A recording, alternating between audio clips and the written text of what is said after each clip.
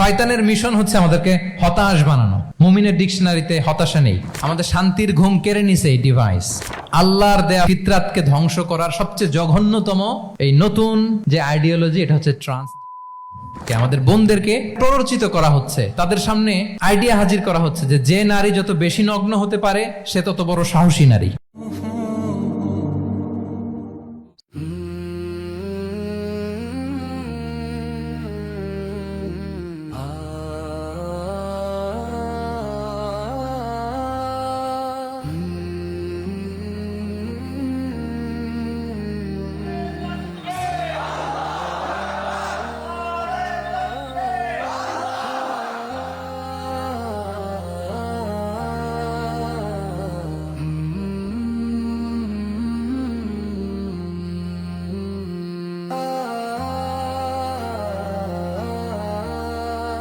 আসসালামু আলাইকুম রহমতুল্লাহি ওয়া বারাকাতুহু। নাহমাদুহু ওয়া নুসাল্লি আলা রাসূলিহিল কারীম, আম্মা বা'দু, ফাআউযু বিল্লাহি মিনাশ শাইতানির রাজীম। বিসমিল্লাহির রহমানির রহিম। আল ইয়াওমা আকমালতু লাকুম দীনাকুম ওয়া আতমামতু আলাইকুম নি'মাতি ওয়া রাদিতু লাকুমুল ইসলাম দীনা। সাদাকাল্লাহুল আযীম। আপনারা খুব চমৎকার সেমিনারের একটা টপিক নির্ধারণ করেছেন যে আধুনিক যুগে ইসলামিক লাইফস্টাইল। শুরুতে আমি ইসলামিক লাইফস্টাইল বলতে আসলে কি বোঝায় এই আইডিয়াটাকে, কনসেপ্টটাকে ক্লিয়ার করে আমি আমার মূল আলোচনায় যাব ইনশাআল্লাহ বিইذনিল্লাহ। খুব সহজে যদি বলি, ইসলামিক লাইফস্টাইল হচ্ছে যে লাইফস্টাইল কোরআন সুন্নাহ থেকে উৎসারিত এবং যে লাইফস্টাইল হচ্ছে এন্ডোর্সড বাই ইসলাম, যে লাইফস্টাইল আমাদের প্রিয় নবী মুহাম্মদ রাসূলুল্লাহ সাল্লাল্লাহু আলাইহি ওয়া আলিহি ওয়াসাল্লাম তিনি নিজে লিড করে দেখিয়েছেন আমাদেরকে। এটাই হচ্ছে ইসলামিক লাইফস্টাইল। আই রিপিট, যে লাইফস্টাইল কোরআন সুন্নাহ থেকে উৎসারিত, যেই লাইফস্টাইলকে ইসলাম এন্ডোর্সড করে এবং যে লাইফস্টাইল আল্লাহ রাসূল সাল্লাল্লাহু আলাইহি ওয়া আলিহি ওয়াসাল্লাম আমাদেরকে তিনি লিড করে দেখিয়েছেন। এটা একটা কমপ্লিট প্যাকেজ, একটা হোলিস্টিক প্রজেক্ট। এখানে কাটছাট করার সুযোগ নেই, মানে পিক অ্যান্ড চুজ করার সুযোগ নেই। আমার পুরো জীবনটাকেই ইসলামে অনুশাসন দিয়ে যদি আমরা পরিচালিত করি, ইসলামের ছাঁচে যদি সাজাই, সেটা হবে ইসলামিক লাইফস্টাইল। এখানে পিক অ্যান্ড চুজের কোনো সুযোগ নাই। মানে মুসলিম হইলে পার্ট টাইম মুসলিম হওয়া যায় না, ফুল টাইম মুসলিম হইতে হয়। মানে জীবনের প্রতিটা অঙ্গনে ইসলামকে আমাদের প্র্যাকটিস করতে হবে, কারণ আমরা জানি ইসলাম মানে হচ্ছে কমপ্লিট সাবমিশন, হ্যাঁ, to the order of Allah, to the wish of Allah. কোনো যদি কিন্তু তবে ছাড়া আল্লাহর আদেশের সামনে নিজেকে উজাড় করে দেওয়ার নাম হচ্ছে ইসলাম। আই রিপিট, আমি আবারও বলছি, কোনো যদি কিন্তু তবে ছাড়া আল্লাহর অর্ডারের সামনে নিজেকে সঁপে দেওয়ার নাম কি? ইসলাম। সবাই বলুন তো, আল্লাহর আদেশের সামনে কোনো যদি কিন্তু তবে ছাড়া নিজেকে সাবমিট করা, এই সাবমিসিভ অ্যাটিটিউডের নাম কি? সবাই বলুন তো। তাহলে আপনি পিক অ্যান্ড চুজ করতে পারবেন না যে এটা আমার ভাল লাগে, এটা আমার সাথে যায়, সো আমি এটা নিলাম, এটা আমার সাথে যায় না, সো এটা থেকে আমি দূরে থাকলাম। তাইলে এটা ইসলামিক লাইফস্টাইল হলো না। এই কনসেপ্টটা কি ক্লিয়ার সবার কাছে? এটা একটা total package, it's a total project, it's a holistic programme. আপনি আপনার সুবিধা মতো এখানে কাটছাট করতে পারবেন না, নিলে পুরোটাই নিতে হবে। তো আমরা অনেকে আবার কাটছাট করি নিজের মন মতো। তাদেরকে উদ্দেশ্য করে আল্লাহ তাআলা বলছেন, আফাতুমিনুনা বিবা'দিল কিতাবি ওয়া তাকফুরুনা বিবা'দ। তোমরা কি আল্লাহর কিতাবের কিছু অংশ মানো আর কিছু অংশ তোমরা অস্বীকার করো? এটা তোমাদের পলিসি? জেনে রেখো, ওয়ার্নিং দিচ্ছেন যে তোমাদের পলিসি যদি এইটা হয়, তাহলে এই দুনিয়াতে আছে তোমাদের জন্য লাঞ্ছনা, আর আখিরাতে তোমাদেরকে শাস্তির মুখোমুখি হতে হবে। তাহলে কাটছাট করার সুযোগ নেই। আমরা যেটা করি, নামাজ, রোজা, হজ, জাকাতের মতো এই যে আনুষ্ঠানিক ইবাদতগুলো, এগুলোতে আমরা ইসলামকে খুব মানি, ইসলামের অনুশাসন মানি।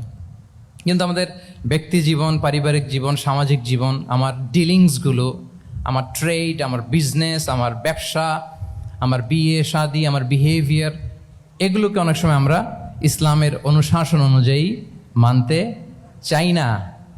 এগুলোর ক্ষেত্রে আমরা অনেক সময় ইসলামের অনুগামী হই না। এইখানে একটা ঝামেলা রয়ে গেছে আমাদের। কিন্তু মূল কথা হচ্ছে, আপনি ইসলামকে মানলে দ্য টোটাল প্যাকেজ আপনাকে মানতে হবে। এখানে কাটছাট করার কোনো সুযোগ আছে বলেন তো? আওয়াজ করে বলেন, কোন কাটছাটের সুযোগ কি আছে? না, কারণ কমপ্লিট প্যাকেজ, কমপ্লিট প্যাকেজ। জীবনের প্রতিটি অঙ্গনকে ইসলামের অনুশাসন দিয়ে সাজানো, বা জীবনের প্রতিটি অঙ্গনে ইসলামকে অনুশীলন করার নামই হচ্ছে ইসলামিক লাইফস্টাইল। মূলত ইসলামই একটা lifestyle. Islam is not merely a set of beliefs and rituals, rather it's a lifestyle. ইসলাম নিজেই একটা lifestyle that emphasizes justice, spirituality, integrity and modesty. আপনি যদি নিতে চান আপনাকে পুরোটাই নিতে হবে, তাহলে কাটছাট করার সুযোগ নেই। এটা হচ্ছে প্রথম, the first and foremost reminder tonight, যে ইসলাম একটা টোটাল প্যাকেজ, একটা কমপ্লিট প্রোগ্রাম, একটা হোলিস্টিক প্রোগ্রাম। এখানে পিক অ্যান্ড চুজ করতে পারবো না আমরা। আপনি যদি আমাকে ইসলামী লাইফস্টাইলের উপরেই সেমিনারে কথা বলতে বলেন, I must say you have to take the entire package, পুরোটাই আপনাকে নিতে হবে। এই আইডিয়াটা ক্লিয়ার হয়েছে আমাদের সবার কাছে? সবার কাছে ক্লিয়ার তো? তাহলে পিক অ্যান্ড চুজ করবো নাকি? শুনি নাই সবার কাছ থেকে। পিক অ্যান্ড চুজ করা যাবে? কাটছাট করা যাবে? কিছু কিছু রুলস এন্ড রেগুলেশন আমার খুব ভালো লাগে, আমার জন্য খুব সুবিধা হয়, ওইটা নিলাম, বাকিগুলা কাটছাট করে দিলাম। তার মানে সহজভাবে পার্ট টাইম মুসলিম হওয়ার কোনো সুযোগ নেই, হলে ফুল টাইম হতে হবে। কাস্টমাইজড ইসলামের কোনো সুযোগ নেই, টোটাল প্যাকেজটাকে আমার অ্যাডাপ্ট করতে হবে। এটা হচ্ছে ইসলামিক লাইফস্টাইল। তো আজকের এই সেমিনারে আমি কিছু ট্রেটস বা the core values of Islamic lifestyle আপনাদের সাথে শেয়ার করবার চেষ্টা করব, যাতে করে ব্যাপারটা আরও ক্রিস্টাল ক্লিয়ার হয় যে আসলে what is Islamic lifestyle all about. আসলে এটা কি, কিভাবে এটা আমরা অ্যাডাপ্ট করব, কিভাবে এটার সাথে নিজেকে খাপ খাওয়াবো, কিভাবে এটা আমরা প্র্যাকটিস করব। তাহলে প্রাথমিক কথা অলরেডি ডান, যে কাটছাট আমরা করব না, পিক অ্যান্ড চুজ করব না, টোটাল প্রোগ্রামটাই আমরা নেওয়ার চেষ্টা করব। তো এখন আমরা কিছু কোর ভ্যালিউজের কথা বলবো, যেগুলো দিয়ে ইসলামিক লাইফস্টাইলের মূল ধরনটা আমাদের কাছে ক্লিয়ার হবে। ইসলামিক লাইফস্টাইলের কথা যদি আমাদেরকে বলতে হয়, প্রথম যেই ট্রেট, যে ক্যারেক্টারিস্টিক্স বা ভ্যালিউর কথা আমাকে বলতে হবে, সেটা হচ্ছে দ্য কনসেপ্ট অফ হালাল অ্যান্ড হারাম। ইফ দেয়ার ইজ নো হালাল অ্যান্ড হারাম, there is no Islamic lifestyle, for sure I am telling you. যদি হালাল হারাম না থাকে, এটা যদি আমরা মেনটেন না করি, এটা কোশ্চিনকালেও ইসলামিক লাইফস্টাইল হবে না। আপনাকে হারাম থেকে যোজন যোজন দূরে থাকতে হবে, আর হালাল দিয়ে জীবনটাকে সাজাতে হবে। কারণ যেখানেই হালাল সেখানেই বারাকা। আই রিপিট, আমি আবারও বলছি, যেখানেই হালাল সেটার মধ্যে কি? হারামে কোনো বারাকা আছে? হারামে আছে অস্থিরতা, সাময়িক উন্মাদনা, এর ভেতরে বারাকা নাই। হালালের ভেতরে আল্লাহ তাআলা বারাকা ঢুকিয়ে দিয়েছেন। আচ্ছা, আপনারা বলুন তো, গরুর গোশত খাওয়া এটা হালাল না হারাম? হালাল। কুকুরের গোশত খাওয়া হালাল না হারাম? আচ্ছা, গরু বছরে বাচ্চা দেয় কয়টা? গাভী? আচ্ছা, একটা। কুকুর দেয় কয়টা? কয়টা? 7টা, 8টা, 10টা? ফ্যামিলি প্ল্যানিং নাই তো? দেদারসে দিচ্ছে। আচ্ছা, গরু হালাল, কুকুর হারাম। গরু বাচ্চা দেয় কয়টা? কুকুর দেদারসে দিচ্ছে। তারপরেও বলেন, আমাদের এই যে বাংলাদেশে আমাদের কুরবানির ঈদে লক্ষ লক্ষ গরু জবাই হয়, বিয়ের অনুষ্ঠানগুলোতে এত গরুর গোশত আমরা খাই, আর প্রতিদিনের চাহিদা মেটানোর জন্য তো কত গরু কোরবানি করা হয়। এরপরে বলেন, বাংলাদেশে গরু বেশি না কুকুর বেশি? সবাই বলেন, গরু বেশি না কুকুর বেশি? কারণ কি? হালাল। কারণ কি? এই হালালে বরকত ঢুকিয়ে দিয়েছে কে? তাহলে if there is no concept of হালাল অ্যান্ড হারাম, there is no Islamic lifestyle. প্রথম core value of Islamic lifestyle হচ্ছে আপনাকে হালাল দিয়ে আপনার জীবনকে সাজাতে হবে। লা ইয়াদখুলুল জান্নাতা জাসাদুন গুযিয়া বিল হারাম। হারাম খেয়ে বর্ধিষ্ণু যে দেহ, সে দেহ আল্লাহর জান্নাতে প্রবেশ করবে না। মানে whatever you consume, it should be হালাল। এটা হালাল হইতে হবে। শুধু যেটা আপনি খাচ্ছেন এটাই না, কুলু মিম্মা ফিল আরদি হালালাম তাইয়্যিবা, আল্লাহ তাআলা বলেছেন যেটা কনজিউম করবা হালাল হবে, হালাল হতে হবে। তো এটা শুধু এত ন্যারো কনসেপ্ট না, আপনার জীবনের সবটাই হালাল হতে হবে। ইউর ফুড শুড বি হালাল, ইউর ড্রিঙ্ক শুড বি হালাল, ইউর ইনকাম শুড বি হালাল, ইউর ফ্যাশন শুড বি হালাল, ইউর এন্টারটেইনমেন্ট শুড বি হালাল। সব কিছু হালাল হইতে হবে। আমরা অনেকে যে ভুলটা করি, আমরা খাওয়ার ক্ষেত্রে শুধু হালাল খুঁজি, এরকম অনেকে করে, কিন্তু অন্যান্য ক্ষেত্রে হালাল হারামের বাজ বিছান নাই। আমি একটা উদাহরণ প্রায়ই দেই, দেখবেন যে আমাদের বাংলাদেশের সরকারি অফিসগুলোতে তো ঘুষ চলে নাকি? আল্লাহ ঘুষ থেকে এই জাতিকে তুমি হেফাজত করো। আচ্ছা, দেখবেন যে আমাদের বিভিন্ন সরকারি অফিসগুলোর মুসলিম কর্মকর্তারা, তারা ওয়াইন খায় না। আমি দেখেছি থাইল্যান্ডে গিয়েছে, চায়না গিয়েছে অফিসের কাজে, ওখানে হালাল রেস্টুরেন্টগুলো খোঁজে, কারণ মুসলিম, তার হালাল খাইতে হবে। তো সে ওয়াইন খায় না, পর্ক খায় না, কারণ ইসলামে এটা হারাম। আবার অনেক হিন্দু কর্মচারী, সে আবার গরুর গোশত খায় না, কারণ কি তার ধর্মে ওইটা হারাম। কিন্তু এই মুসলিম কর্মচারী, হিন্দু কর্মচারী দুইজনের নির্বিশেষে মাশাআল্লাহ ঘুষ খায়। এরকম হয় না? দেখেন, মুসলিম ওয়াইন খায় না, পর্ক খায় না, তার ধর্মে হারাম। আমার হিন্দু ভাই গরুর গোশত খায় না, এটা তার ধর্মে হারাম। কিন্তু ঘুষ আবার দুই ধর্মে হালাল নাকি? হ্যাঁ, হালাল না। তার মানে ওই যে pick and choose, you got the point, right? Pick and choose করেছে যে আমার ধর্মের এই এই নিয়ম আমি মানবো, কারণ এটা আমার জন্য খুব ফ্লেক্সিবল, এটা খুব ভালো লাগে। কিন্তু যেটা কঠিন হয়ে যাচ্ছে, যেটা তার বিরুদ্ধে দাঁড়াচ্ছে, ওইটা সে মানে না। তাহলে পিক এন্ড চুজ করার কোনো সুযোগ, আমরা আমাদের গোটা জীবনকে হালাল দিয়ে সাজাইতে হবে। তাহলে your lifestyle will be Islamic lifestyle. এই কথাটা কি বুঝতে পেরেছেন? তাহলে ইউর ফুড শুড বি হালাল, ইউর ড্রিঙ্ক শুড বি হালাল, ইউর ফ্যাশন শুড বি হালাল, ইউর ইনকাম শুড বি হালাল, ইউর এন্টারটেনমেন্ট শুড বি হালাল, even your relationship should be হালাল। ব্যাপার কি? এটার এত আওয়াজ বেড়ে গেল।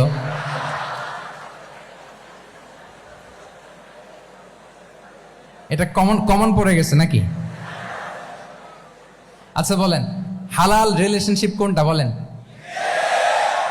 এই যে, এই তো আসল জায়গায় হাত দিছি বোধহয়। আমাদের শিক্ষার্থী বন্ধুদের মধ্যে বিবাহিত আছি আমরা? হ্যাঁ, কারা কারা আছি দেখি তো। মাশাআল্লাহ, মাশাআল্লাহ, ঠিক আছে, ঠিক আছে। আমাদের বোনরা উপরে আছেন, মাশাআল্লাহ, অনেকে হাত তুলেছেন, আলহামদুলিল্লাহ। এই তো আমাদের যারা হাত তুলছেন তাদের জন্য একটা তাকবীর দেই আমরা, আল্লাহু আকবার। এই যে আপনারাই বলেছেন, আমার কোনো লিগ্যাল অপিনিয়ন দেওয়ার প্রয়োজন হচ্ছে না, যে হালাল রিলেশনশিপ হচ্ছে বিয়ে। তাহলে বিয়ের বাইরে যদি আমার কোনো রিলেশনশিপ থাকে, হালাল না হারাম? ফতোয়া দিচ্ছে কে? আমি? আপনারাই দিচ্ছেন। বলেন, বিবাহ পরবর্তী কোনো যদি এক্সট্রা ম্যারিটাল রিলেশনশিপ থাকে, এটা ইসলামে হালাল না হারাম? তাইলে pre marriage relationship, after marriage relationship, এটা শরীয়তে হারাম। তো এই হারাম যদি আমি এই হারামের সাথে যদি নিজেকে জুড়ে দেই, তাহলে আমার লাইফস্টাইল এটা ইসলামিক লাইফস্টাইল হতে পারে না। আমরা বিয়ের মতো পবিত্র বন্ধনের মধ্য দিয়ে আমরা আমাদের দাম্পত্য জীবনকে উপভোগ করব। আল্লাহ তৌফিক দান করুক। এই যে অনেকে হাত তুলে ফেলছে, মাশাআল্লাহ, তার মানে সেকেন্ড ইয়ারে আছে, ফার্স্ট ইয়ারে আছে, থার্ড ইয়ারে আছে, আলহামদুলিল্লাহ, হালাল রিলেশনশিপে তারা গিয়েছে, মাশাআল্লাহ। তাহলে হালাল এন্ড হারামের ব্যাপারে যদি আমরা বলি, আমাদের পুরো জীবনের প্রতিটি অঙ্গন আমরা হালাল দিয়ে সাজাবো। কি বলেন? পারা যাবে তো ইনশাআল্লাহ? হারামের সাথে আমাদের কোনো সম্পর্ক আছে? হ্যাঁ, আমরা সবকিছু হালাল দিয়ে সাজাবো তো? হারামকে আমরা না বলে দিব, না, নো। আজকের এই জহির রায়হান মিলনায়তনের এই হলরুম থেকে হারামকে আমরা লাল কার্ড দেখাই দিলাম। কি বলেন? হারামকে আমরা নো বলবো, আওয়াজ করে বলুন, নো। ওকে, নো টু হারাম। তাহলে দ্য কনসেপ্ট অফ হালাল এন্ড হারাম আশা করি আমাদের কাছে ক্লিয়ার। আমরা হালাল দিয়ে নিজেদের জীবনকে সাজাবো, হারামের সাথে আমাদের কোনো সম্পর্ক নাই। তাহলে একটা ট্রেইট আমরা শেয়ার করলাম, একটা কোর ভ্যালু শেয়ার করলাম, যে আমরা যদি হালাল মেনটেন করতে পারি আমাদের জীবনে, এটা হচ্ছে one of the core values of Islamic lifestyle. 2 নম্বর হচ্ছে, ইসলামিক লাইফস্টাইলটা বেসিকলি এটা একটা প্রোডাক্টিভ লাইফস্টাইল। ইসলামী লাইফস্টাইল আমাদেরকে প্রোডাক্টিভ হতে উদ্বুদ্ধ করে। আপনার দিন শুরু হবে অনেক সকালে, প্রোডাক্টিভিটি নিয়ে অনেক লম্বা আলোচনা করা যেতে পারে। আমি ছোট্ট একটা পয়েন্ট যদি আজকের এই হলরুমে শেয়ার করি প্রোডাক্টিভিটি নিয়ে, যে ইসলামিক লাইফস্টাইল হচ্ছে আপনি একেবারে সকাল সকাল আপনার দিন শুরু করবেন। Early to bed and early to rise makes a man healthy wealthy. সবাই তো শিখেছি এটা, যে আগে আগে ঘুমোতে যাও, আগে আগে ঘুম থেকে জাগো, তুমি ধনী হবে, তারপর তুমি প্রজ্ঞাবান হবে, তুমি সুস্বাস্থ্যের অধিকারী হবে। এটা হচ্ছে ইসলামিক লাইফস্টাইলের একটা কোর ভ্যালিউ।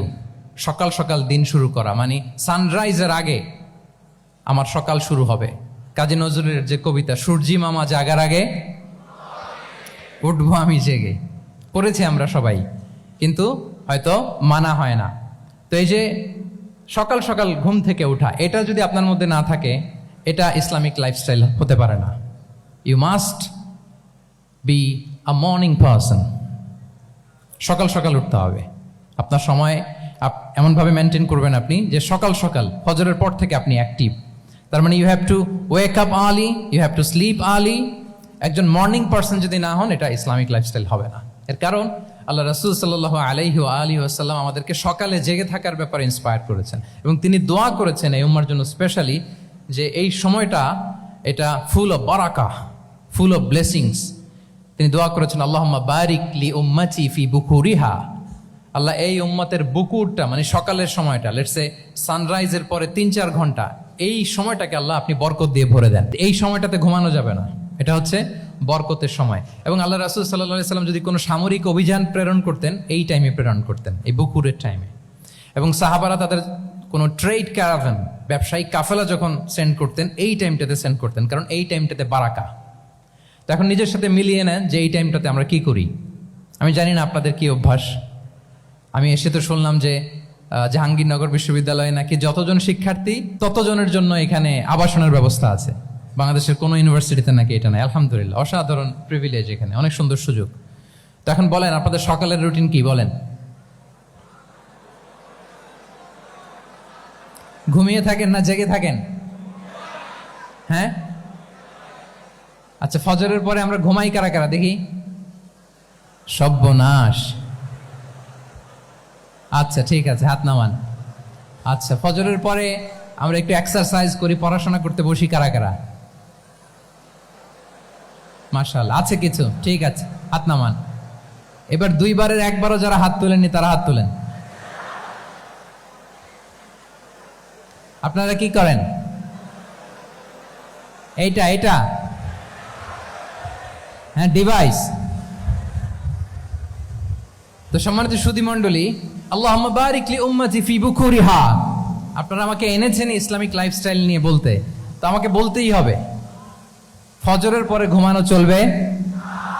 প্রথমে আমরা হারামকে না বলে দিলাম, এবার আমরা না করে দিব কোনটাকে? হ্যাঁ, ফজরের পরে আজকে থেকে কোনো ঘুম চলবে। আমি এখানে জবরদস্তি করব না, শুধু আপনাদের সামনে আমি প্রেজেন্ট করছি। যদি সেমিনারের যে টপিক নিয়ে আপনারা শুনতে এসেছেন, এটা যদি আপনি অ্যাডাপ্ট করতে চান, অনুশীলন করতে চান, হ্যাঁ, ফজরের পরে আজকে থেকে কোনো ঘুম চলবে। এই সময়টাতে অনেক বারাকা আছে। তো কি করতে হবে? এটার জন্য আগে আগে ঘুমোতে হবে। কি বলেন? অনেকে ফজরের এই বরকতময় সময়টা তারা ঘুমাতে ঘুমাতে মিস করে। এর কারণ দেরিতে ঘুমোতে যাওয়া। আগে আগে ঘুমানোর অভ্যাস করতে হবে। কিন্তু আগে তো ঘুম আসে না, তাই না? এই যে ডিভাইস আমাদেরকে ঘুমাতে দেয় না, আমাদের শান্তির ঘুম কেড়ে নিছে এই ডিভাইস। এই ডিভাইস অ্যাডিকশন, স্ক্রিন আসক্তি, এই স্ক্রিন আসক্তি আমাদের শান্তির ঘুমকে কি করেছে? কেড়ে নিয়েছে। আল্লাহ তাআলা রাতকে বানিয়েছেন ঘুমের জন্য। ওয়াজআলনাল লাইলা লিবাসা। লিবাস মানে আবরণ। আমি রাতকে বানিয়েছি পোশাকের মতো আবরণ করে, যে আবরণ রাত্রিবেলা নিঝুম নিঝুম নিস্তব্ধ অন্ধকার দিয়ে ছেয়ে দেয়। ফলে মেলাটিন নামে একটা হরমোন নিঃসরিত হয়, আমাদের ঘুম ঘুম ভাব আসে। ঘুমের জন্য আল্লাহ তৈরি করেছেন রাতকে।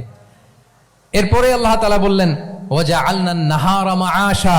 আর দিনকে বানিয়েছি আমি প্রাণ চঞ্চল করে, দিনে আমরা কাজ করব। তাহলে রাতে আগে আগে ঘুম, আর দিনের বেলা আল্লাহ তাআলা আমাদেরকে কাজ করার জন্য সৃষ্টি করেছেন। কিন্তু এই সাইকেলটাকে আমরা ঘুরাই ফেলছি। রাতে যত দেরি করে আপনি ঘুমাবেন, সকালে ঠিক তত দেরি করে আমাকে উঠতে হয়, ঠিক কিনা বলেন? তাহলে ফজরের পর বকুর পিরিয়ড অফ টাইমটাকে কাজে লাগাতে হলে রাতে আমাদেরকে আগে ঘুমাতে যেতে হবে। রাতে কি করতে হবে? আগে ঘুমোতে যেতে হবে। তাহলে 1 নম্বরে কি বললাম? কনসেপ্ট অফ হালাল এন্ড হারাম। 2 নম্বরে বললাম প্রোডাক্টিভিটি। ইসলামিক লাইফস্টাইল হচ্ছে একটা প্রোডাক্টিভ লাইফস্টাইল। এটা মেনটেন করতে হলে প্রোডাক্টিভিটির অনেক কথা। একটা কথা হচ্ছে সকাল সকাল আপনার দিন শুরু করুন। কি পাওয়া যাবে তো ইনশাআল্লাহ? সবাই একসাথে পড়ে ইনশাআল্লাহ।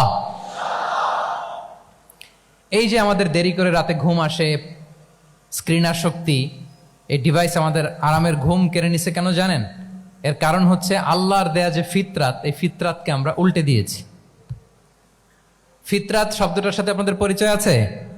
হ্যাঁ, the innate characteristics of a human being. একটা মানুষের যে ক্যারেক্টারিস্টিক্স, যে ইননেট স্বভাব দিয়ে আল্লাহ তাআলা তৈরি করেছেন, নেচার, এটাকে আরবিতে বলে ফিতরাত। এই ফিতরাতের বিরুদ্ধে কিছু করা যাবে না। ইসলামিক লাইফস্টাইল হচ্ছে ফিতরা বেসড লাইফস্টাইল।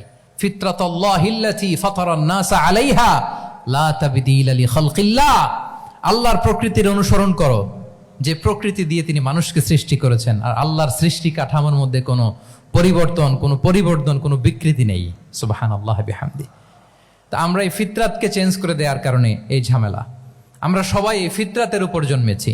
কুল্লু মাউলুদিন ইউলাদু আলাল ফিতরা ফাআবাওয়াহু ইউহাউবিদানি আও ইউনাসসিরানি আও ইউমাজ্জিসানি। প্রতিটি নিউ বর্ন বেবি তারা ফিতরাতের উপর জন্মায়, মানে নবজাতক সন্তান ইসলামের উপর জন্মায়।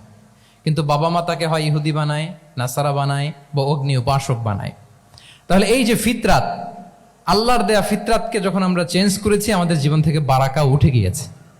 ফিতরাতকে যদি আরো সহজ করে আমি আপনাদেরকে বুঝাই, তাহলে ফিতরাত হচ্ছে যা কিছু স্বাভাবিক, যা কিছু কল্যাণকর, যা কিছু ভালো, তাই ফিতরাত। আই রিপিট, সুপ্রিয় শিক্ষার্থী বন্ধুরা, ফিতরাত হচ্ছে যা কিছু স্বাভাবিক, যা কিছু ভালো, যা কিছু কল্যাণকর, তাই কি? তাই ফিতরাত। এই যে এখন আরবি কোন মাস চলছে বলেন তো? রজব। এই রজব মাসের ২৬ তারিখ দিবাগত রাত্রে আল্লাহ রাসূল সাল্লাল্লাহু আলাইহি ওয়াসাল্লাম ঊর্ধ্ব জগতের একটা ভিজিটে গিয়েছিলেন। আমরা জানি না সবাই? হ্যাঁ, ইসরা মেরাজের কথা আমরা জানি।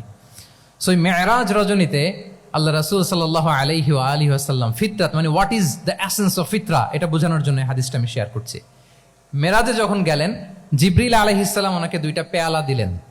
তিনি বললেন, উচিতু বি ইনাআইন, আমাকে 2টি পেয়ালা দেয়া হলো। ফি আহাদিহিমা লাবান ওয়া ফিল আখারি খামর। এক পেয়ালায় ছিল দুধ, আরেক পেয়ালায় ছিল মদ। ফা আখাযতুল লাবান ওয়া শারিবতু।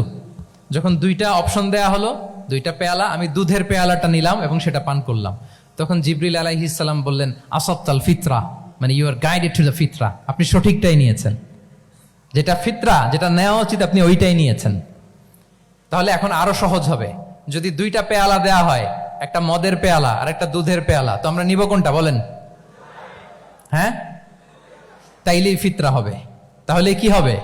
তাহলে যেটা স্বাভাবিক, যেটা কল্যাণকর, যেটা আমাদের জন্য ভালো, সেটা হচ্ছে ফিতরাত। তাহলে মদের পেয়ালা, দুধের পেয়ালা, কোনটা নিব? সবাই নিব তো নাকি? আমাদের রুচির যে দুর্ভিক্ষ চলতেছে, অনেকে মদের পেয়ালাই নিয়ে নিবে। কি বলেন? আছে না একদল, তারা কি করে? ওইটা চুজ করে ফেলবে। এবার বলেন, আমরা কোন পেয়ালা নিব, মদের না দুধের? আমাদের ঐতিহ্য, আমাদের রুচি, আমাদের মূল্যবোধকে ধ্বংসের যত আয়োজন দরকার, সব সেটআপ চারদিকে আছে। আল্লাহর ফিতরাতকে ধ্বংস করে দেওয়ার শয়তানি সব আয়োজন আমাদের চারিদিকে। বাট আপনাকে রাইট থিংটা চুজ করতে হবে। তাহলে রাসূল সাল্লাল্লাহু আলাইহি ওয়াসাল্লামকে দুধ দেয়া হলো, মদ দেয়া হলো, তিনি নিলেন দুধের পেয়ালা। তাহলে এটা হচ্ছে ফিতরাত। এটা কি? ফিতরাত। এভাবে সবকিছু চেঞ্জ করে দেয়া হয়েছে। সবকিছু, আমাদের লাইফস্টাইল চেঞ্জ করে দেয়া হয়েছে, আমাদের ফুড হ্যাবিট চেঞ্জ করে দেয়া হয়েছে, আমাদের খাদ্যাভ্যাসের মধ্যে পরিবর্তন। দেখবেন যে এখন আমরা যা খাই, আগে কিন্তু এটা খাইতাম না। এখন আমরা প্রসেসড ফুড খাই, হ্যাঁ, ফাস্ট ফুড খাই, জেনেটিক্যালি মডিফাইড যে ফুডগুলো আমরা খাই, এরপরে ল্যাব মিট, কত যে ভয়ঙ্কর। আপনারা জেনে থাকবার কথা যে ল্যাবে তৈরি মাংস দেখেছেন নাকি আপনারা?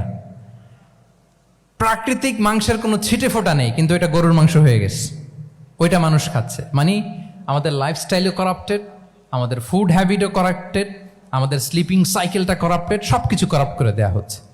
এবং এটার প্রভাব পড়েছে আমাদের শিশুদের মধ্যেও। দেখবেন যে শিশুরা সবজি খেতে চায় না। আমার তো 2 মেয়ে আছে, আমি তো দেখি বাসায়, বা অনেকের কমপ্লেনগুলো আমরা শুনি। আমাদের এখনকার বাচ্চাদেরকে ভেজিটেবলস দিলে খায় না,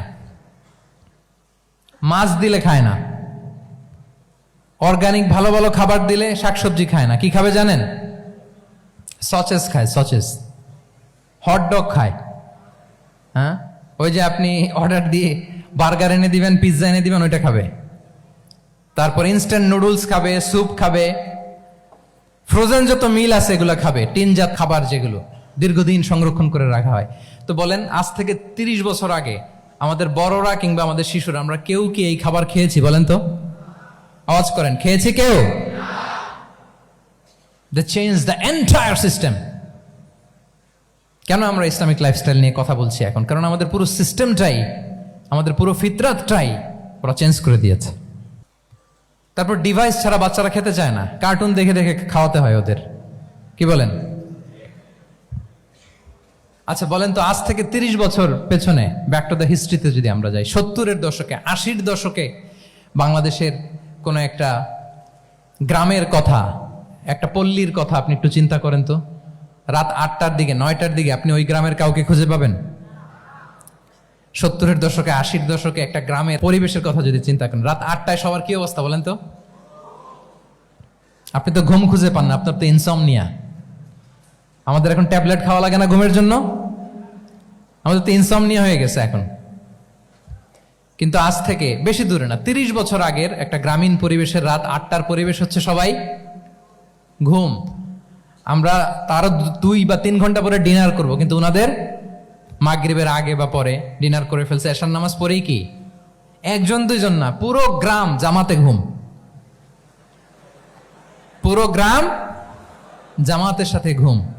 তো যে লোকটা 8টার দিকে ঘুমালো, উঠবে কখন বলেন? রাত 3টার পর ওর ঘুম আসবে? আর হ্যাঁ, ঘুমেরও তো একটা লজ্জা শরমের ব্যাপার আছে, আর কত থাকবে এখানে? কি বলেন? আপনি তো ঘুমাতে যান রাত 2টায়, আর আজ থেকে 30 বছর আগে আমার বাংলাদেশের একটা গ্রামীণ পরিবেশে রাত 8টার দিকে সবাই ঘুম। আমরা এখন যেই টাইমটাতে ঘুমোতে যাই, ওই সময় ওনাদের অর্ধেক ঘুম শেষ। ফজরের নামাজ পড়ে আমাদের বাপ চাচারা কি করতো? হ্যাঁ, একটু ব্যাক টু দ্য হিস্ট্রিতে তাকান না। ফজরের নামাজ পড়ে এক বল পান্তা ভাত খাইতো। আমরা তো এখন এতটুক খাইলে আমাদের এটা বার্ন করার জন্য দৌড়াইতে হয় 5 কিলো, জিমনেশিয়ামে যাইতে হয়, কত আয়োজন, কত ওয়ার্কআউট করা লাগে। এক বল কাঁচামরিচ দিয়ে, পোড়ামরিচ দিয়ে ভাত খেয়ে চলে যাইতো ফসল খেতে। দুপুরে আবার এক বল, খাইতে বসলেই এক বল। আমরা সারা মাসে খেতে পারি না এক বল। আচ্ছা, কি খেত? খাওয়ার আইটেমটা দেখেন তো, কোনো ফরমালিন আছে? কথা বলেন। কোনো মেডিসিন ছিল না, একেবারে ফ্রেশ, হ্যাঁ, পিওর অর্গানিক। নিজেদের মাঠ থেকে আনা যে ধান, ঢেকি ছাটার ধান দিয়ে ভাত খেত। বাড়ির পুকুরের মাছ, কোনো ফরমালিন নাই। নিজের চাষ করা সবজি খেত, গোয়ালের দুধ খেত। আমরা অনেকে মনে করি যে আমাদের এই যে সায়েন্স অ্যান্ড টেকনোলজিক্যাল অ্যাডভান্সমেন্টের যুগে আমরা বোধহয় খুব সুখে আছি, আমাদের দাদা পরদাদারা বোধহয় এত সুখ করে যায় নাই। ওনারা যে সুখ করে গেছে তা আমরা চোখেও দেখি নাই। আমার দাদা পরদাদারা যে সুখে লাইফ লিড করেছে তার অর্ধেকও আমরা করতে পারি না। তারাই আসলে শান্তির, সুখের, আনন্দের সময়টা তারা কাটিয়েছে। তাহলে সম্মানিত সুধী মণ্ডলী, পুরো আমি আপনাদেরকে বোঝানোর চেষ্টা করছি যে ইসলামিক লাইফস্টাইল নিয়ে why we should talk about Islamic lifestyle. কারণ পুরো সিস্টেমটাকে তারা কলাপস করেছে, করাপ্ট করেছে। ওদের ফুড হ্যাবিট, ওদের লাইফস্টাইল, ওদের স্লিপিং স্টাইল সব চেঞ্জ করেছে। তো এই জন্য আল্লাহর দেয়া ফিতরাতকে যেন আমরা প্রিজার্ভ করি, আমরা সচেতন হই। এখনই যদি সচেতন না হই, ডিজাস্টার আমাদের জন্য অপেক্ষা করছে। Just wait and see. তাহলে ইসলামিক লাইফস্টাইল হচ্ছে একটা ফিতরা বেসড লাইফস্টাইল। এই ফিতরাকে আমাদেরকে প্রিজার্ভ করতে হবে। তাহলে 3টা পয়েন্ট বলে ফেলছি অলরেডি, যদি আপনাদের মনে থাকে। প্রথমে কি বলেছিলাম? হালাল, হালাল দিয়ে জীবন সাজাবো। 2 নম্বরে প্রোডাক্টিভিটির জন্য কি করব? রাতে দেরি করে ঘুমাবো, তাহলে আগে আগে ঘুমাবো, ফলে আগে আগে ঘুম থেকে জেগে কাজ শুরু করব। 3 নম্বরে ফিতরা, মানে আল্লাহর দেয়া প্রাকৃতিক যে নিয়ম, মানে আলোর সাথে সাথে আমার জীবন শুরু, আলো নাই আমিও ঘুমায় পড়বো। কি বলেন? আপনি উন্নত দেশে তো তাই হয়। জাপানে আমি কয়েকবার গিয়েছি, আগে আগে ঘুমায় পড়ে। ইভেন আমেরিকাতে আমি কয়েকবার গিয়েছি, অনেক অনেক শহরে 8টার পরে সুপার শপ বন্ধ, 8টার পরে ঘুম এরা। আমরা হাঁটছি কোন দিকে? আমরা একটু নিজেদেরকে প্রশ্ন করি। তাহলে 3 নম্বর হচ্ছে ফিতরা বেসড যে লাইফস্টাইল, এটার দিকে আমাদেরকে ফিরে আসতে হবে। 4 নম্বর হচ্ছে মডেস্টি, শালীনতা। One of the core values of Islamic lifestyle. এই শালীনতা আমরা হারাতে বসেছি। মডেস্টি বললে অনেকে শুধু কাপড় চোপড় নিয়ে চিন্তা করে যে ছোট কাপড়, বড় কাপড়। Modesty is not about only clothing, but also your behaviour, your dealing, your overall character. শুধু আপনি মডেস্টি, শালীনতা বললে কাপড় চোপড় নিয়ে চিন্তা করবেন না। এটা আপনার মডেস্টি ইন ইউর স্পিচ, আপনার কথার মধ্যেও শব্দ চয়নে মডেস্টি থাকতে হবে, আপনার বিহেভিয়ারে মডেস্টি থাকতে হবে, আপনার ডিলিংসে মডেস্টি থাকতে হবে। এই শালীনতা আমরা হারাচ্ছি। তার বিপরীতে আমাদের সমাজে অশ্লীলতার প্রসার হচ্ছে, লাজুকতা হারিয়ে যাচ্ছে। লাজুকতা, লজ্জা শরম থাকা, এটা যে কত বড় নেয়ামা, যেই জাতি একবার এটা হারিয়ে ফেলে আর কোনো কিছু দিয়ে জোড়াতালি দিয়ে এটা তারা রিভাইভ করতে পারে না।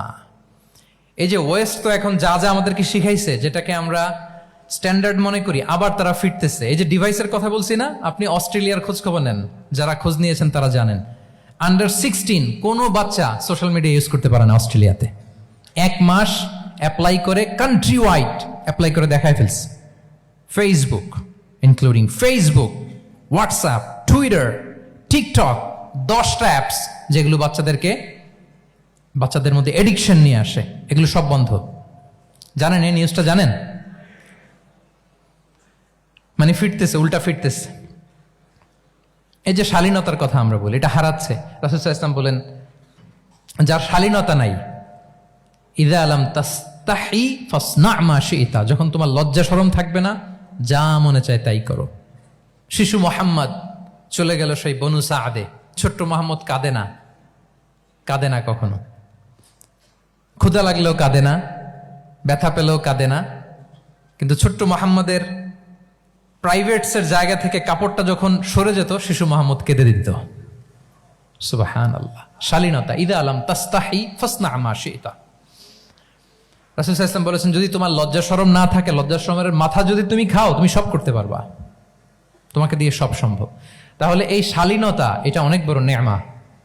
সম্মানিত বন্ধুরা, আজকে দিনকে দিন আমাদের সমাজ থেকে শালীনতা হারিয়ে যাচ্ছে, লাজুকতা হারিয়ে যাচ্ছে।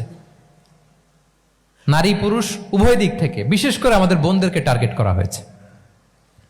নারীদেরকে, আমাদের বোনদেরকে, তাদেরকে প্ররোচিত করা হচ্ছে, তাদের সামনে আইডিয়া হাজির করা হচ্ছে যে নারী যত বেশি নগ্ন হতে পারে, সে তত বড় সাহসী নারী। বলেন, আমাদের সমাজে পত্রপত্রিকা আপনারা দেখেন না এটা? যে নারী নিজেকে যত এক্সপোজ করবে, সে তত বড় কি সাহসী নারী, এই তকমা তাকে দেয়া হচ্ছে। এটা টোটাল কমপ্লিট শয়তানের একটা মিশন। শয়তানের প্রথম মিশন হচ্ছে বনি আদমকে বিবস্ত্র করা। কি করা? আল্লাহ তাআলা আদম আলাইহিস সালাম, হাওয়া আলাইহিস সালামকে বলেছিলেন যে নিষিদ্ধ গাছ যেও না, খেও না। শয়তানের প্ররোচনায় খেয়ে ফেলেছিলেন, সাথে সাথে জান্নাতের পোশাক খুলে পড়েছে।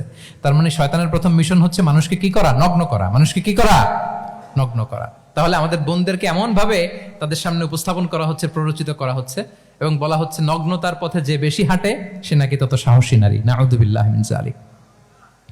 তাহলে এই যে মানব জাতিকে বস্ত্রহীন করা, এটা শয়তানের একটা মিশন। তার বিপরীতে ইসলাম নারীকে সম্মান দিয়েছে, সম্মান করেছে। যে ঘরে প্রথমে কন্যা জন্মায়, খায়রুকুম মান বুখিরা বিল উনসা, সে ঘরটাকে আল্লাহ তাআলা বরকতময় করে দেয়। 2 সন্তান তো 2 জান্নাতের দরজা ওপেন। 2 কন্যা সন্তান, 3 কন্যা সন্তান তো 3টা জান্নাতের দরজা ওপেন। সুবহানাল্লাহ। স্ত্রী হয়ে যখন ঘরে যাবে, যে ব্যক্তি তার স্ত্রীর কাছে সেরা, পরিবারের কাছে সেরা, সে সবার কাছে সেরা, সে আল্লাহর কাছে সেরা। সুবহানাল্লাহ। এবং কোন মা যদি সন্তান জন্ম দিতে যে মারা যায়, কিয়ামতের দিন আল্লাহ তাআলা ওই মাকে শহীদদের কাতারে দাঁড় করাবেন। আর যদি সেফলি সন্তান ভূমিষ্ঠ হয়, আল্লাহ বলে মায়ের পায়ের নিচে ওই সন্তানের বেহেশত। সুবহানাল্লাহ। কিভাবে নারীর স্টেটাস, মর্যাদাকে ইসলাম বাড়িয়েছে। এবং এই যে ইসলাম যে নারীকে যে ভিআইপি হিসেবে কনসিডার করে, হ্যাঁ, ইসলামের দেয়া নারীর ড্রেস কোড নিয়ে আমাদের অনেকের কত কথা, কত ক্রিটিক। এটা কেন করে? কারণ Islam consider women as a queen. ইসলাম তো নারীকে রানী হিসেবে কনসিডার করে। কি হিসেবে বলেন? আচ্ছা বলেন, যে কুইন হবে, যে রানী হবে, তার একটা স্পেশাল ড্রেস কোড থাকবে না? তার একটা স্পেশাল প্রোটোকল থাকবে না? রানীর সাথে কি যা মনে চায় তা করা যায়, দেখা করা যায়, তার কাছে যাওয়া যায়? আল্লাহু আকবার। কারণ ইসলাম চায় নারীদের জন্য পৃথিবীটা নিরাপদ হোক। ইসলাম চায় নিজ গৃহে বা কর্মক্ষেত্রে নারীরা নিরাপদ থাক। ইসলামের যত ভ্যালিউজ আছে, যত রুলস এন্ড রেগুলেশন আছে, এটা আমাদের ভালোর জন্য, মানব জাতির কল্যাণের জন্য।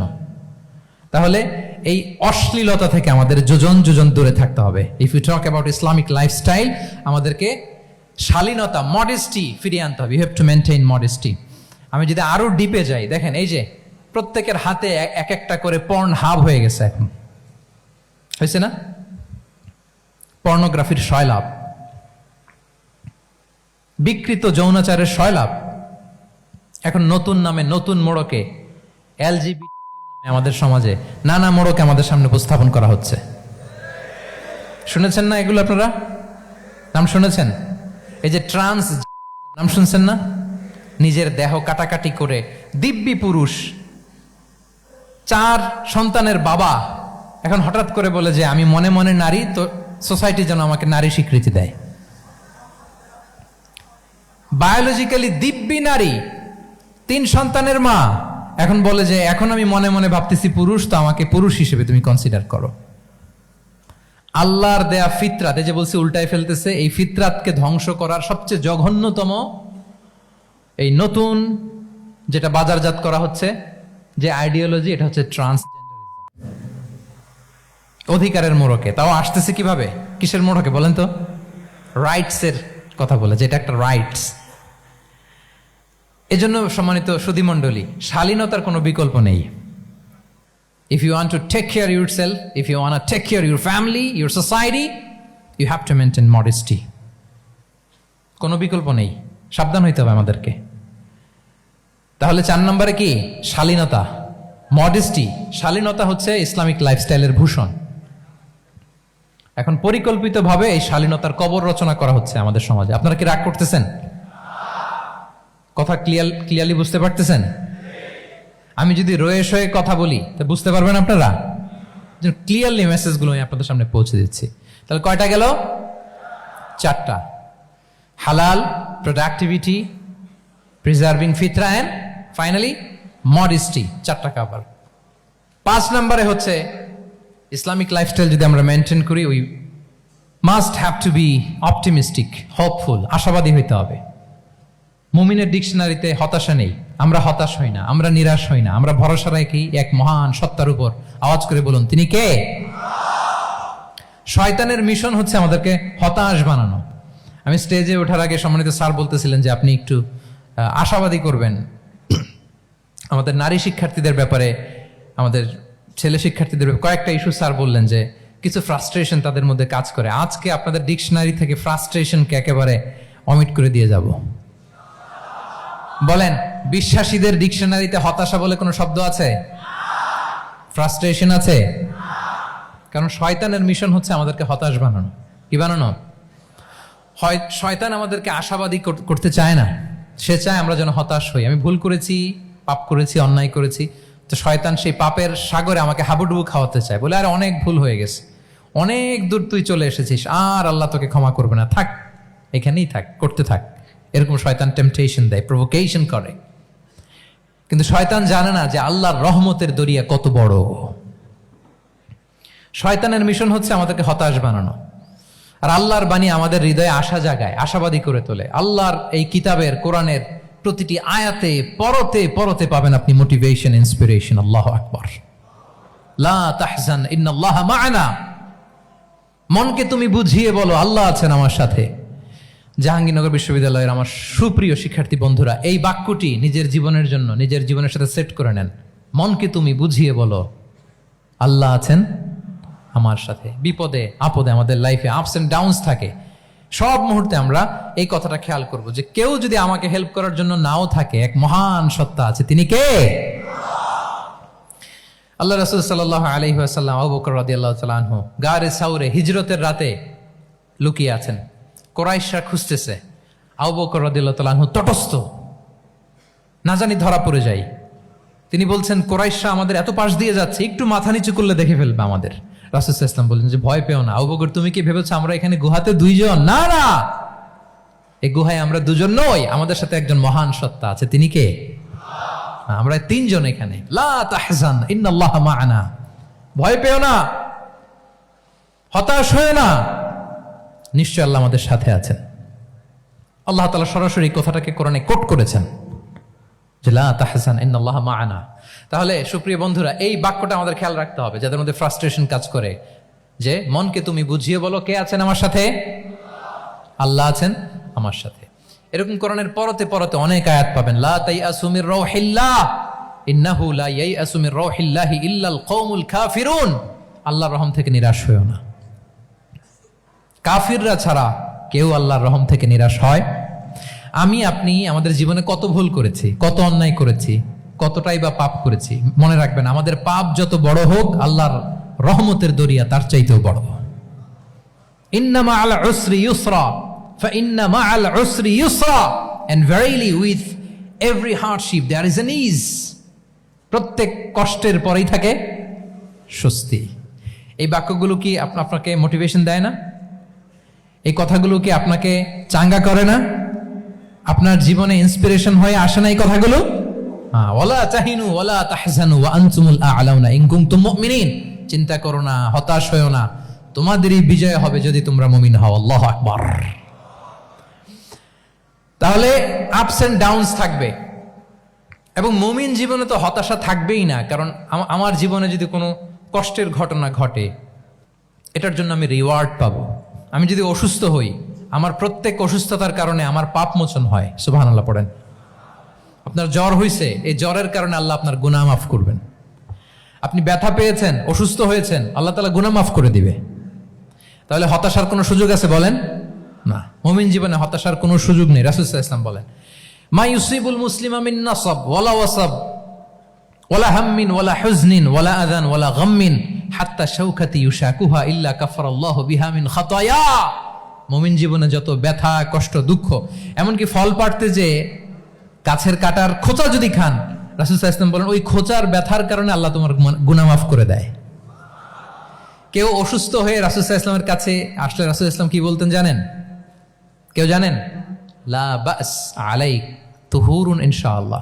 তিনি বলতেন, আরে don't worry about it, it will cleanse up your scenes.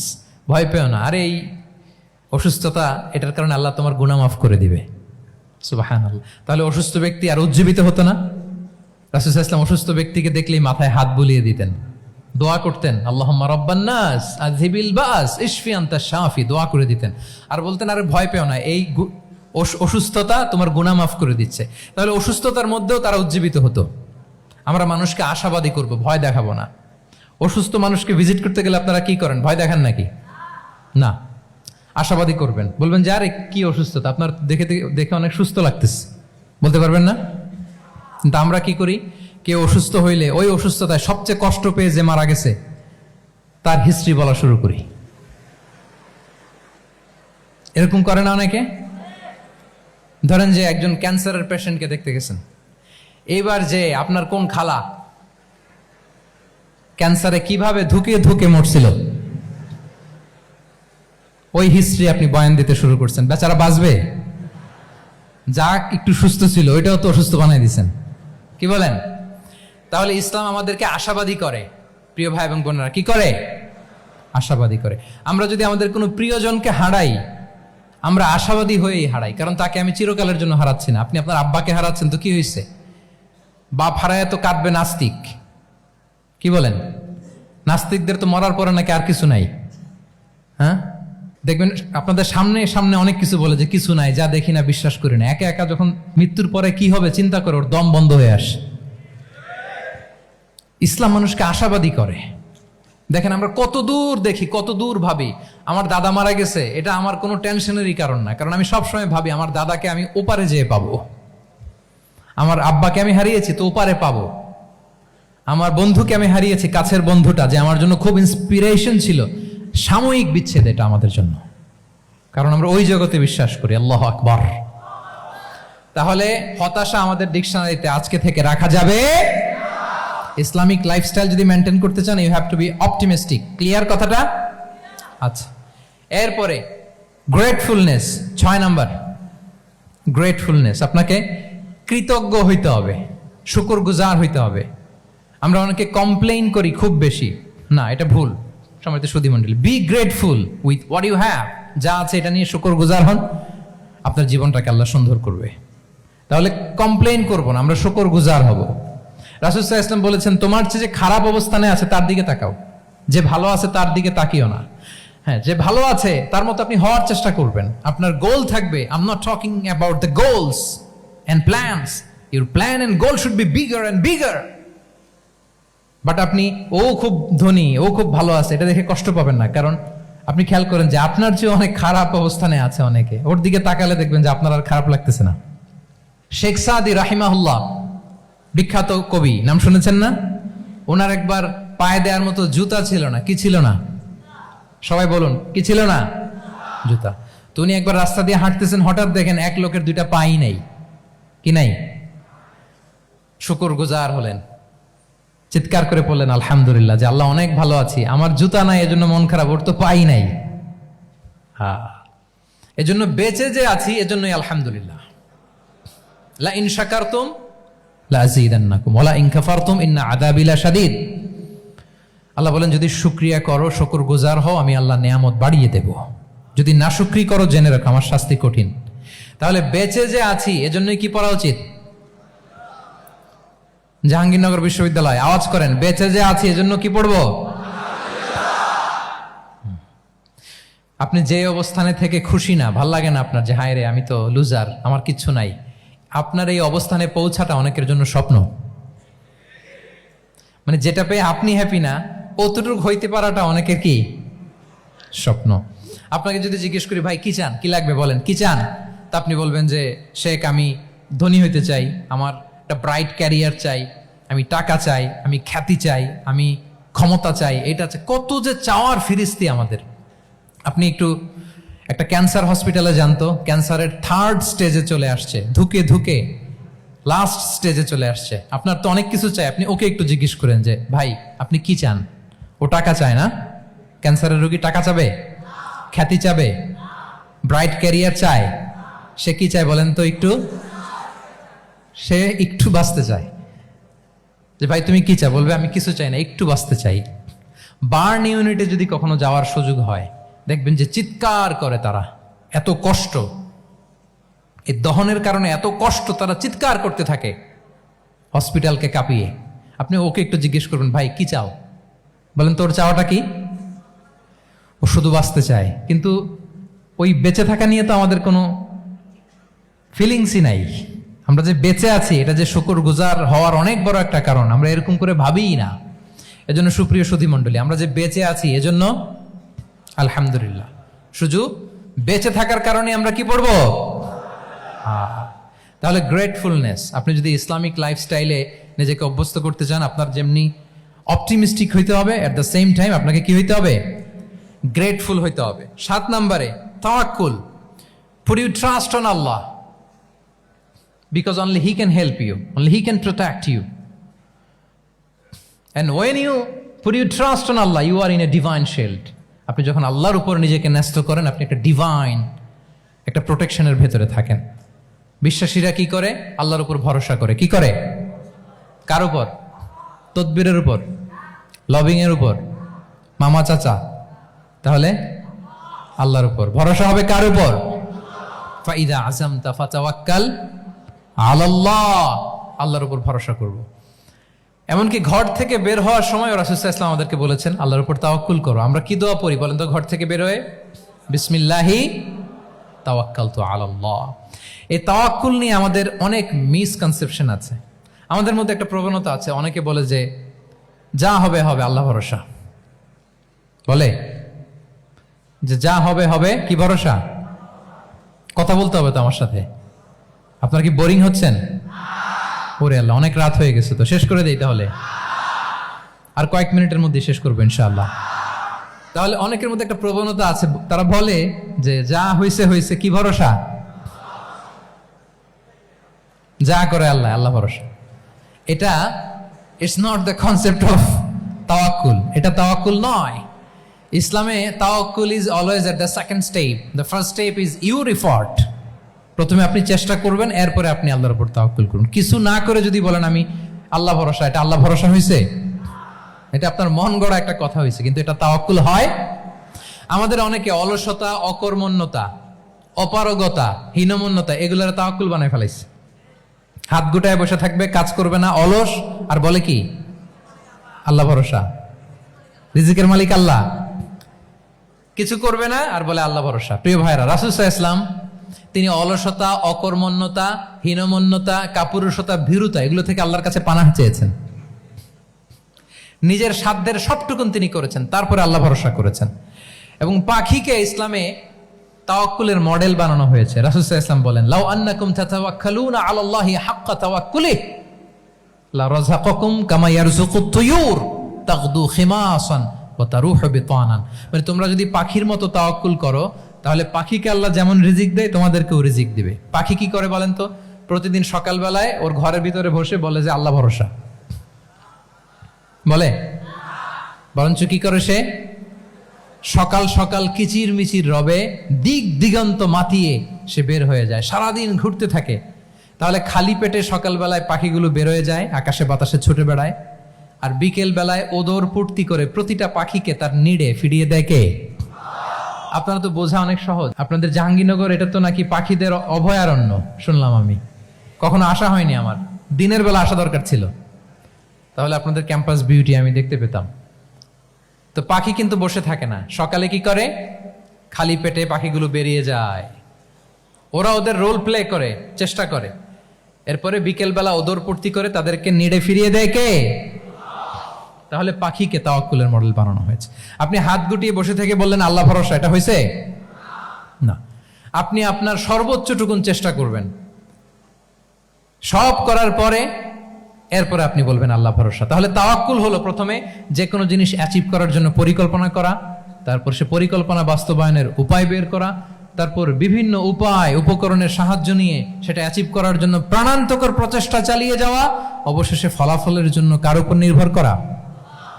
This is called তাওয়াক্কুল। এখন আমি কিছুই করলাম না, বললাম যে যা করে আল্লাহ, তাওয়াক্কুল হয়েছে তো না?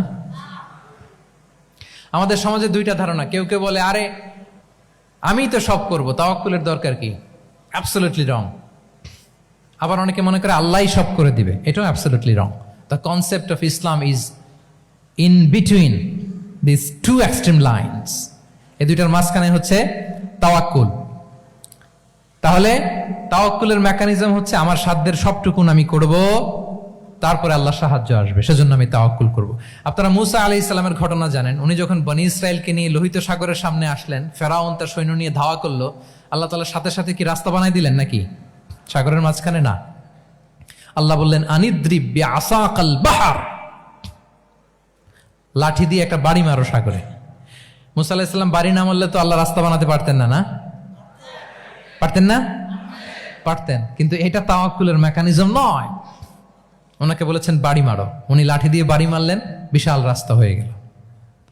মারিয়াম আলাইহিস সালাম যখন ঈসা আলাইহিস সালামকে ডেলিভারি করলেন, ক্লান্ত শ্রান্ত ক্ষুধার্ত, কি খাবেন?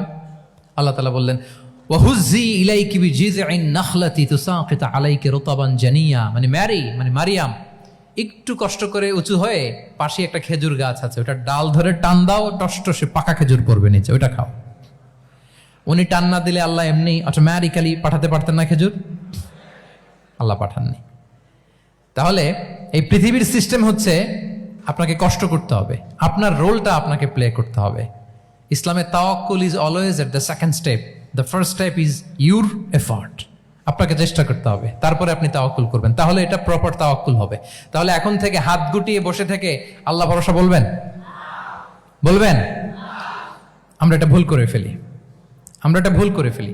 রাসূল সাল্লাল্লাহু আলাইহি ওয়াসাল্লাম, ওনার কাছে আল্লাহর সাহায্য আসতো, জিবরিল আলাইহিস সালাম আসতো, তারপরেও কখনো তিনি নিজের ভাগ্য আল্লাহর হাতে ছেড়ে দিতেন না। আমাদের মতো যা করে আল্লাহ ভরসা বলে কখনো নিজের ভাগ্য আল্লাহর হাতে ছেড়ে দিতেন, বরং নিজের সাধ্যের সবটুকুন দিয়ে তিনি চেষ্টা করতেন, তারপর তিনি ভরসা করতেন কার উপর?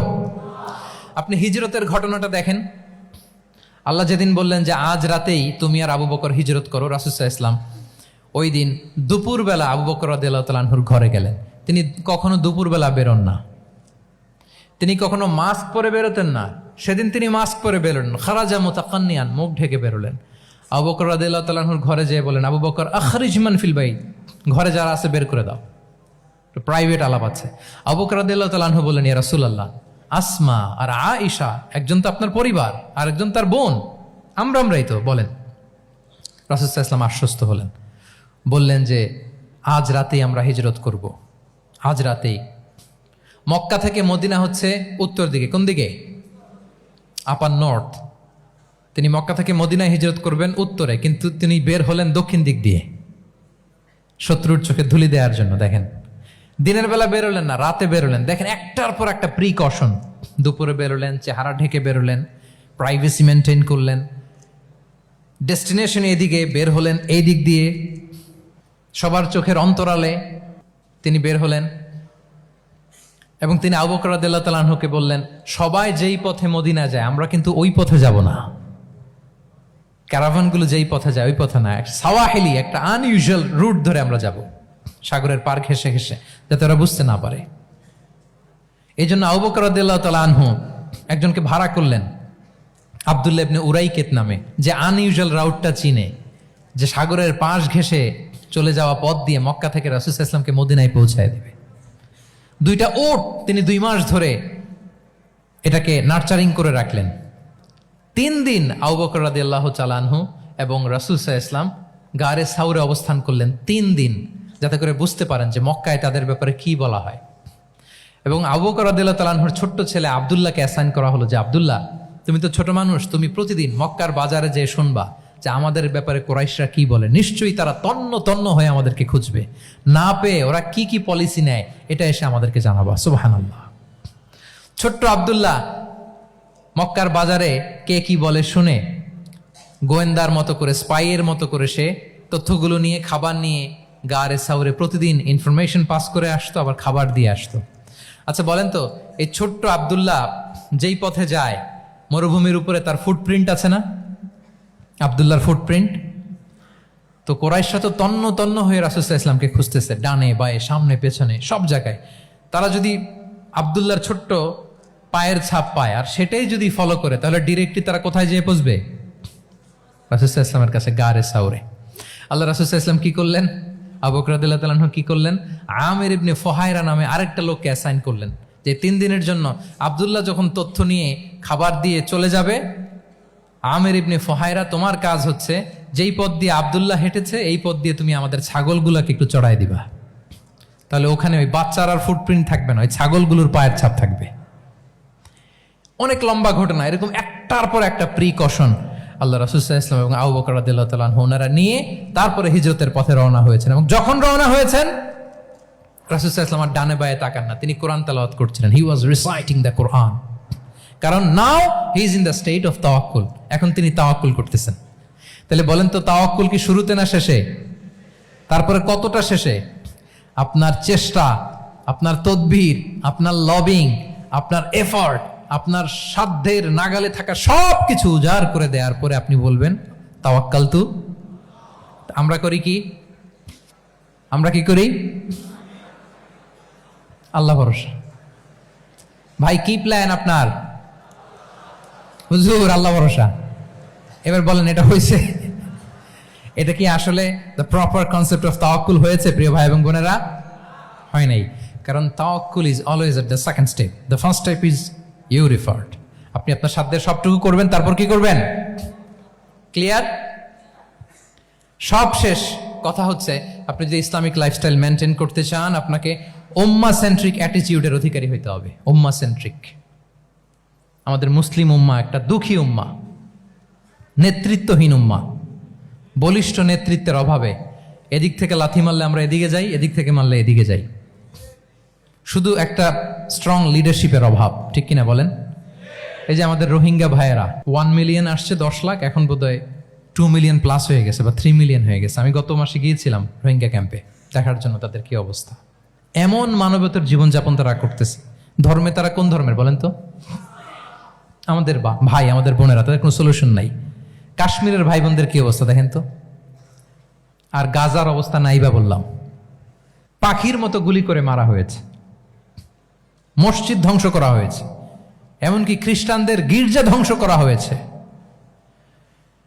একটা লিডারশিপের, একটা স্ট্রং লিডারশিপের অভাবে আজকে আমাদের এই অবস্থা।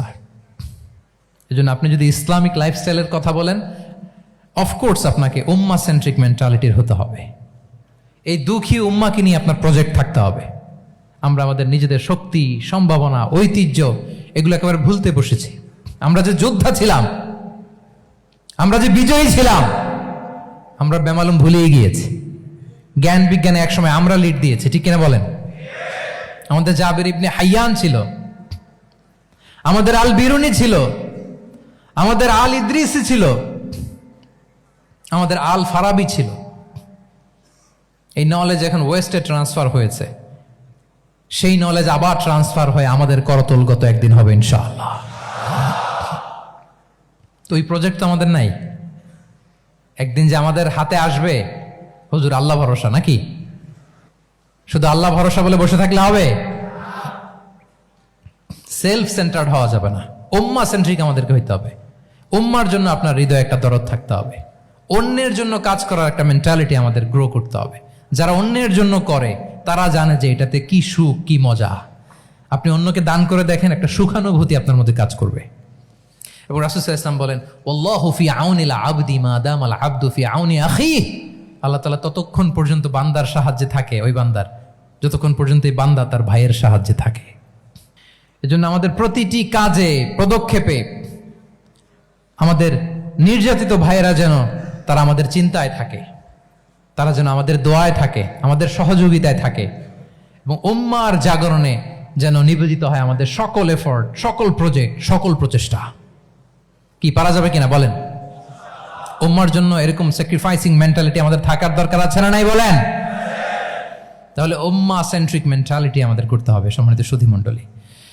তাহলে ইসলামিক লাইফস্টাইল নিয়ে যদি আমরা কথা বলি, আমাদের উম্মাহ সেন্ট্রিক হওয়ার কোনো বিকল্প নাই। আমি যদি পুরো আলোচনার সামারি করি, তাহলে বলতে হবে, শুরুতে আমি যেটা বলেছিলাম যে এখানে পিক অ্যান্ড চুজ করে ইসলামিক লাইফস্টাইল অ্যাডাপ্ট করার আমাদের কোনো সুযোগ, মনে আছে যে কথা দিয়ে শুরু করেছিলাম? পিক অ্যান্ড চুজ করা যাবে মন মতো না, পুরোটাই মানতে হবে। এবং 8টা, মোস্ট লাইকলি 8টা core values of Islamic lifestyle আমি আপনাদের সাথে শেয়ার করেছি। একটু যদি রিকল করি, 1 নম্বরে কি বলেছিলাম বলেন তো? হালাল, হালাল মেনটেন করতে হবে, হারামের সাথে আমাদের কোনো সম্পর্ক। 2 নম্বরে প্রোডাক্টিভিটি। 3 নম্বরে ফিতরা বেসড লাইফস্টাইল হতে হবে। 4 নম্বরে মডেস্টি। 5 নম্বরে হতাশ হওয়া যাবে না, মনকে তুমি বুঝিয়ে বলো আল্লাহ আছেন আমার সাথে, অপটিমিজম। তারপরে আল্লাহর উপর ভরসা করা, গ্রেটফুলনেস। 7 নম্বরে কোনো কিছু না করে, হ্যাঁ, সব কিছু করার পরে, মাশাআল্লাহ, অ্যাবসলিউটলি রাইট আনসার। সব কিছু আমার সাধ্যের সবটুকুন করার পরে কি করব? কার উপর তাওয়াক্কুল করব, এবং আমরা উম্মাহ সেন্ট্রিক চিন্তা লালন করব, উম্মাহ কেন্দ্রিক। পারা যাবে তো? এই কোর ভ্যালিউজগুলো যদি আপনি মেনটেন করেন, this would be the Islamic lifestyle. সম্মানিত সুধী, ইসলাম আমাদেরকে যে লাইফস্টাইল প্রেসক্রাইব করেছে, সেই প্রেসক্রাইব লাইফস্টাইলই আমাদেরকে সাবস্ক্রাইব করতে হবে। এর বাইরে মুসলিমের কোনো লাইফস্টাইল থাকতে পারে? এর বাইরে অন্য কোনো লাইফস্টাইল আল্লাহর কাছে গ্রহণযোগ্য হতে পারে? আল্লাহ তাআলা আমাদের সবাইকে কথাগুলো বোঝার ও আমল করার তৌফিক দান করুন। সম্মানিত সুধী মণ্ডলী, আমি আবারও পাঠশালাকে শুকরিয়া জানাই, বিশ্ববিদ্যালয় কর্তৃপক্ষকে শুকরিয়া জানাই, এবং দীর্ঘ 1 ঘন্টারও বেশি সময় ধরে আপনারা যারা এই লম্বা আধুনিক যুগে ইসলামিক লাইফস্টাইল শিরোনামের এই সেমিনারে অংশগ্রহণ করলেন, আপনাদের সবাইকে আবারও প্রাণ ঢালার শুভেচ্ছা এবং অভিনন্দন জানিয়ে আমার আলোচনা এখানেই আমি শেষ করছি। হাযা মা ইনদি ওয়াল ইলমু ইনদাল্লাহি আলাইহি তাওয়াক্কালতু ওয়া ইলাইহি উনীব। ওয়াসসালামু আলাইকুম ওয়া রাহমাতুল্লাহি ওয়া বারাকাতুহু।